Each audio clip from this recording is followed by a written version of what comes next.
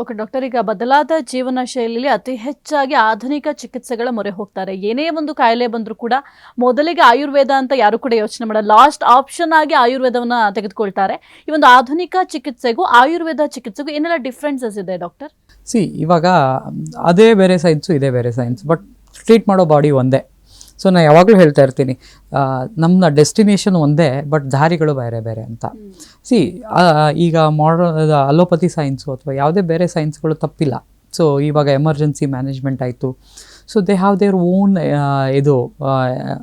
ಫೀಲ್ಡಲ್ಲಿ ಅಚೀವ್ಮೆಂಟ್ ಇದೆ. ಎಷ್ಟೋ ಎಮರ್ಜೆನ್ಸಿ ಕೇಸಸ್ಗಳನ್ನ ಚೆನ್ನಾಗಿ ಹ್ಯಾಂಡಲ್ ಮಾಡ್ತಾರೆ. ಸೊ ಎಷ್ಟೋ ಕಾಯಿಲೆಗಳಿಗೆ ಒಳ್ಳೆ ಮೆಡಿಸಿನ್ಸ್ಗಳು ಅಲ್ಲೂ ಇದೆ. Everything has on their limitations and other thing.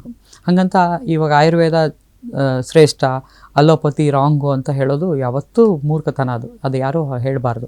ಯಾಕಂದರೆ ಆ ಸೈನ್ಸಲ್ಲೂ ಒಳ್ಳೆ ಡೆವಲಪ್ಮೆಂಟ್ ಇದೆ. ಒಳ್ಳೆಯ ಆರೋಗ್ಯ ಚೆನ್ನಾಗಿ ಮಾಡುವಂಥ ಎಲ್ಲ ಮೆಡಿಸಿನ್ಸ್ಗಳು, ಸಿಸ್ಟಮ್ಸ್ಗಳು ಅಲ್ಲಿ ಡೆವಲಪ್ ಆಗಿದೆ. ಸೊ ಹಾಗಂತ ಹೇಳಿ ಅದನ್ನು ನಾವು ತಪ್ಪು ಅಂತ ಹೇಳೋಕ್ಕಾಗಲ್ಲ. ಅದು ಎಮರ್ಜೆನ್ಸಿಗೆ, ಯಾವ ಸಮಯಕ್ಕೆ, ಯಾವ ಕಾಯಿಲೆಗಳಿಗೆ ಅದು ಸೂಕ್ತ ಅಂತ ತಿಳ್ಕೊಂಡು ಅದನ್ನು ಮಾಡೋದು ಒಳ್ಳೆಯದೇ. ಅದ್ರ ಜೊತೆಗೆ ಆಯುರ್ವೇದದಲ್ಲಿ ಯಾವುದಕ್ಕೆ ನಾವು ಜಾಸ್ತಿ ಪ್ರಿಫರೆನ್ಸ್ ಕೊಡಬೇಕು. ಇವಾಗ ನನಗೆ ಜ್ವರ ತುಂಬ ಜಾಸ್ತಿ ಬಂತು, ನನಗೆ ಅವಾಗ ಏನು ಮಾಡಬೇಕು? ಆ್ಯಂಟಿಬಯೋಟಿಕ್ಕು ಅದೆಲ್ಲ ಬೇಕೇ ಬೇಕಾಗುತ್ತೆ. ಸೊ ಆ ಟೈಮಲ್ಲಿ ನಾನು ಜ್ವರ ಬರಲಾರ್ದಂಗೆ ಇರೋದು ಇದೆಯಲ್ಲ, ಅದಕ್ಕೆ ಆಯುರ್ವೇದ ಬೇಕು. ಹೌದು. ನಾನು ಹೇಳೋದು ಎಕ್ಸಾಂಪಲ್ಲು. ಎಲ್ಲಾದರೂ ಆಯುರ್ವೇದದಲ್ಲಿ ಎಲ್ಲದಕ್ಕೂ ಚಿಕಿತ್ಸೆ ಇದೆ. ಸೊ ಬಟ್ ಏನಂತಂದರೆ ಯಾವುದು ಎಲ್ಲಿ ನಾವು ಫೋಕಸ್ ಮಾಡಬೇಕು. ಇವಾಗ ನನಗೆ ಜ್ವರ ಬಂದಾಗ ನಾನು ಅಲ್ಲೇ ತೊಗೋತೀನಿ, ಓಕೆ ತೊಗೊಳ್ಳಿ. ಜ್ವರ ಬರಲಾರ್ದಂಗೆ ಹೆಂಗೆ ಇಟ್ಕೊಳ್ಳಿ. ಸೊ ಆ ಥರದಲ್ಲಿ ನಾನು ಆಯುರ್ವೇದ ಯೂಸ್ ಮಾಡೋದು. ಇನ್ನು ಕೆಲವೊಂದು ಕಂಡೀಷನ್ಸ್ಗಳಿದೆ, ಅಲ್ಲಿ ಕೆಲವೊಂದು ಲಿಮಿಟೇಷನ್ಸ್ಗಳಿದೆ. ಕೆಲವೊಂದು ಈ ಆರ್ಥ್ರೈಟಿಸಿಗೆ, ಕೆಲವೊಂದು ಈ ಲೈಫ್ ಸ್ಟೈಲ್ ಮ್ಯಾನೇಜ್ಮೆಂಟಿಗೆ ಅಲ್ಲಿ ಆ ಎಲಾಬ್ರೇಷನ್ಸು, ಅದಕ್ಕೆ ಮ್ಯಾನೇಜ್ಮೆಂಟು ಅಲ್ಲಿ ಅಷ್ಟೊಂದಿಲ್ಲ. ಎಷ್ಟೊಂದು ಸ್ಕಿನ್ ಡಿಸೀಸ್ಗಳಿಗೆ ಅಥವಾ ಲೈಫ್ ಸ್ಟೈಲ್ ಮ್ಯಾನೇಜ್ಮೆಂಟ್ ಡಿಸಾರ್ಡರ್ಸ್ ಅಂತ ಹೇಳ್ತೀವಿ. ಇವಾಗ PCOD ಇರ್ಬೋದು, ಥೈರಾಯ್ಡ್ ಇರ್ಬೋದು, ಡಯಾಬಿಟೀಸ್ ಇರ್ಬೋದು. That can be manage through medicines. But ಅದನ್ನು ನಾನು ರೀಸೈಕಲ್ ಮಾಡ್ಕೋಬೇಕು, ಅದನ್ನು ಒಂದು ಲೆವೆಲಲ್ಲಿ ಆರೋಗ್ಯವಾಗಿ ಇಟ್ಕೋಬೇಕು ಅಂತಂದಿದ್ದಾಗ ಅಲ್ಲಿ ಆಯುರ್ವೇದ ಕೆಲಸ ಮಾಡೋಕ್ಕೆ ಶುರು ಮಾಡುತ್ತೆ. ಸೊ ಇವಾಗ ನನಗೆ ಆರ್ಥ್ರೈಟಿಸ್ ಅಂತ ಬಂದಾಗ ನಂಗೆ ಅಲ್ಲಿ ಆಪ್ಷನ್ಸ್ ಇರೋದೇನು ಅಂತಂದರೆ ಪೇನ್ ಮ್ಯಾನೇಜ್ಮೆಂಟ್. ಎಲ್ಲರಿಗೂ ಪೇನ್ ಮ್ಯಾನೇಜ್ಮೆಂಟ್ ಬೇಕೇ ಬೇಕು. ಆರ್ಥ್ರೈಟಿಸ್ ಮ್ಯಾನೇಜ್ಮೆಂಟ್ ಅಂದರೆ ಏನು? ಪೇನ್ನ ಕಡಿಮೆ ಮಾಡುತ್ತದೆ. ಬಟ್ ಯಾವ ಲೆವೆಲಲ್ಲಿ ಪೇನ್ ಕಡಿಮೆ ಆಗುತ್ತೆ, ಅಥವಾ ಆ pain short term acting medicines ಇರುತ್ತಾ, ಅಥವಾ ಅದು ಪರ್ಮನೆಂಟು ಇದಾಗುತ್ತಾ, ಸೊಲ್ಯೂಷನ್ಸ್ ಕೊಡುತ್ತಾ, ಅಂಥ ಕಂಡೀಷನಲ್ಲಿ ನಾವು ಡಿಸೈಡ್ ಮಾಡಬೇಕು. ಯಾಕಂದರೆ ಕೆಲವೊಂದು ಎಲ್ಲ ಪೇನ್ ಮ್ಯಾನೇಜ್ಮೆಂಟು, ಈ ಪೇನ್ ಕಿಲ್ಲರ್ಸ್ಗಳು ಶಾರ್ಟ್ ಟರ್ಮ್ ಆ್ಯಕ್ಟಿಂಗ್ ಇರುತ್ತೆ. ಸೊ ಈಗ ನಂಗೆ ಆರ್ಥ್ರೈಟಿಸ್ ಆಗೋದಕ್ಕೆ ಕೆಲವೊಂದು ಇನ್ಫ್ಲಮೇಷನ್ಸ್ಗಳು ಒಳಗಡೆ ದೇಹದಲ್ಲಿ ಆಗ್ತಾ ಇರುತ್ತೆ. ಅದನ್ನು ಟಾರ್ಗೆಟ್ ಮಾಡೋದಕ್ಕೆ ಆಯುರ್ವೇದ ಬೇಕು. ಸೊ ಅದನ್ನು ಮತ್ತೆ ಆ ಇನ್ಫ್ಲಮೇಷನ್ ರಿಕರೆನ್ಸ್ ಆಗಲಾರ್ದಂಗೆ, ಅಥವಾ ಬರೀ ಮೆಡಿಸಿನ್ಸ್ ಮೇಲೇ ನಾನು ಜೀವನ ಮಾಡೋಂಗೆ ಆಗಲಾರ್ದಂಗೆ ನನ್ನ ಟಿಶ್ಯೂಗಳನ್ನು ಹೆಲ್ಪ್ ಮಾಡೋದಕ್ಕೆ, ಅಥವಾ ಅದನ್ನು ಆರೋಗ್ಯವಾಗಿ ಮಾಡೋದಕ್ಕೆ ಆಯುರ್ವೇದ ಬೇಕಾಗುತ್ತೆ. ಈ ಥರ ನಾವು ಅದನ್ನು ತಿಳ್ಕೊಂಡಾಗ, ಅಥವಾ ಇಂಟಿಗ್ರೇಟೆಡ್ ಅಪ್ರೋಚ್ ಇನ್ನೂ ಒಳ್ಳೆಯದೇ.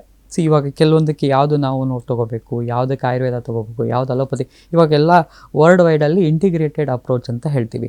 ಇಂಟಿಗ್ರೇಟೆಡ್ ಅಪ್ರೋಚ್ ಅಂತಂದರೆ ಆಯುರ್ವೇದನ ಹೋಗಿ ಮಾಡರ್ನ್ ಪ್ರಾಕ್ಟೀಸ್ ಮಾಡೋಂಥದ್ದಲ್ಲ. ಇವಾಗ ದೆರ್ ಇಸ್ ಅ ಕೊಲಾಬ್ರೇಷನ್ಸ್. ಇವಾಗ ಅಲೋಪತಿ ಡಾಕ್ಟರ್ಸು, ಆಯುರ್ವೇದಿಕ್ ಡಾಕ್ಟರ್ಸು ಕೂತ್ಕೊಂಡು ಒಂದು ಕನ್ಕ್ಲೂಷನ್ಸಲ್ಲಿ ಬರ್ತಾರೆ. ಈ ಕೇಸಸ್ಗಳನ್ನು ನೀವು ಹ್ಯಾಂಡಲ್ ಮಾಡಿ. ಇವಾಗ ನೀವು ನೋಡ್ತಾ ಇರ್ಬೋದು, ಎಷ್ಟೋ ಹಾಸ್ಪಿಟಲಲ್ಲಿ ಫಿಸಿಯೋಥೆರಪಿ ಅನ್ನೋದು ಒಂದು ವಿಂಗ್ ಆಗಿದೆ. ಸೊ ಅವರು ಅಲ್ಲಿಗೆ ಇವ್ರದ್ದೆಲ್ಲ ಸರ್ಜರಿಗಳಾದಮೇಲೆ ಅಲ್ಲಿ ರೆಫರ್ ಮಾಡ್ತಾರೆ.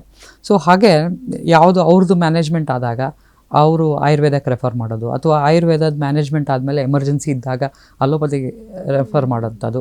ಈ ಥರ ಮ್ಯೂಚುವಲ್ ಅಂಡರ್ಸ್ಟ್ಯಾಂಡಿಂಗ್ ಮಾಡಿದ್ರೆ ಇಬ್ಬರು ಸೇರಿಕೊಂಡು ನಾವು ಈ ಒಂದು ಸೊಸೈಟಿಗೆ ಒಳ್ಳೆ ಹೆಲ್ತ್ ಕೊಡ್ಬೋದು. ಅಂದರೆ ಜನಕ್ಕೆ 360 ಡಿಗ್ರಿ, ಅಂದರೆ ಈ ಏನು ಡಿಫ್ರೆನ್ಷಿಯೇಷನ್ಸ್ ಆಗ್ತಾ ಇದೆಯಲ್ಲ, ಅಂದರೆ ಎಮರ್ಜೆನ್ಸಿ ಮೆಡಿಸಿನ್ಗೆ ಅಲೋಪತಿ, ಲೈಫ್ ಸ್ಟೈಲ್ಗೆ ಆಯುರ್ವೇದ, ಇವನ್ ಎರಡೂ ನಾವು ಕೊಲ್ಯಾಬ್ರೇಟ್ ಮಾಡಿದಾಗ ದ ಪೇಷಂಟ್ಗೆ ಅಥವಾ ಪೀಪಲ್ಗೆ ನಾವು ಕಂಪ್ಲೀಟ್ ಒಂದು ಹೆಲ್ತನ್ನು ಪ್ರೊವೈಡ್ ಮಾಡ್ಬೋದು ಅಂತ ನನ್ನ ಒಪಿನಿಯನ್ನು. ಸೊ ಇನ್ನು ಫ್ಯೂಚರಲ್ಲಿ ಆ ಥರ ಬರೋದು ತುಂಬ ಇದೆ, ಎಕ್ಸ್ಪೆಕ್ಟೇಷನ್ಸ್ ಇದೆ. ಇವಾಗ ಆಗ್ತಾ ಇರೋದೇ ಹಾಗಿದೆ. ನಮ್ಮ ಹಾಸ್ಪಿಟ್ಲಿಗೂ ಎಷ್ಟೊಂದು ಅಲೋಪತಿ ಡಾಕ್ಟರ್ಸು ರೆಫರ್ ಮಾಡ್ತಾರೆ, ಆ್ಯಂಡ್ ನಾವು ಏನಾದರೂ ಎಮರ್ಜೆನ್ಸಿ ಇದ್ದರೆ ರೆಫರ್ ಮಾಡ್ತೀವಿ. ಆ ಥರ ಮ್ಯೂಚುವಲ್ ಆಗೇ ಆಗುತ್ತೆ. ಸೊ ಆ ಥರ ನೋಡಿದಾಗ ಎರಡನ್ನೂ ನಾವು ಸೊಸೈಟಿಗೆ ಒಂದು ಹೆಲ್ತ್ ಕೊಡೋದಕ್ಕೆ ಯೂಸ್ ಮಾಡ್ಕೋಬೋದು.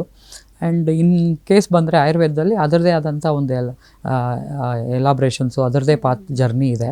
ಹಾಗಾಗಿ ಎಷ್ಟೋ ಕೇಸಸ್ಗಳನ್ನು ನಾವು ಅದನ್ನು ಹ್ಯಾಂಡಲ್ ಮಾಡ್ತೀವಿ. ಎಷ್ಟೊಂದು ಪರ್ಮನೆಂಟ್ ಸೊಲ್ಯೂಷನ್ಸ್ಗಳು ಅಲ್ಲಿಂದ ಸಿಕ್ಕಿದೆ. ಸೊ ಹಾಗಾಗಿ ಆಯುರ್ವೇದನ ನಾವು ಒಂದು ಒಳ್ಳೆಯ ಲೈಫ್ ಸ್ಟೈಲು ಅಥವಾ ಡಿಸೀಸ್ ಅವೇ ಕಂಡೀಷನ್ಸಲ್ಲಿ ಇಟ್ಕೋಬೋದು ಅಂತ ಹೇಳ್ಬೋದು.